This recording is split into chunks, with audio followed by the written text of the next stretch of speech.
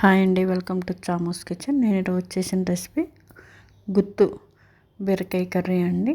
ఇలా 4 ముక్కలు తీసుకున్నాను. లోన్ ఉన్నదంతా గుజ్జు తీసేసుకుని ఇలా లోన్ ఉంది పక్కన పెట్టుకోవాలండి.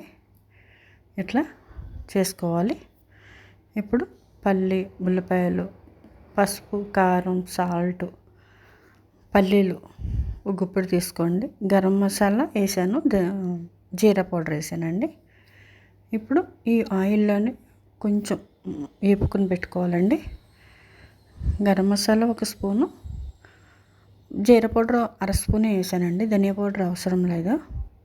ఇలా సాల్ట్ వేసుకొని మంచిగా వేపుకోవాలి.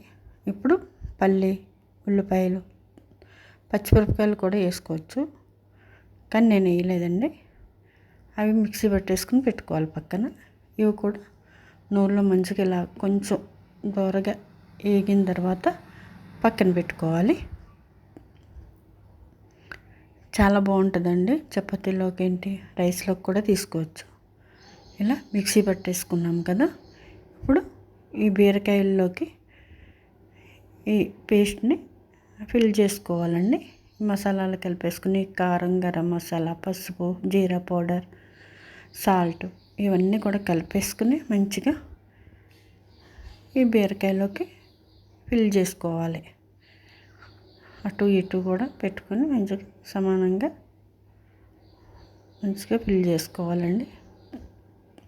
చాలా టేస్ట్ ఉంటుందండి. గుత్తి వంకాయ కంటే టేస్ట్ ఉంటుంది. ఇది చాలా బాగుంటుంది. పిల్లలు కూడా ఇష్టపడతారు.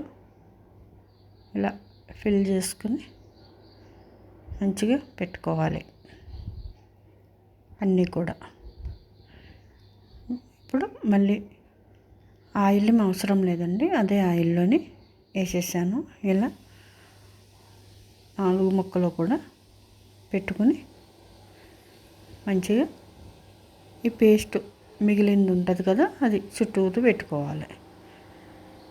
పెట్టుకుని సిమ్లో పెట్టుకుని మగ్గించుకోవాలి. ఫస్ట్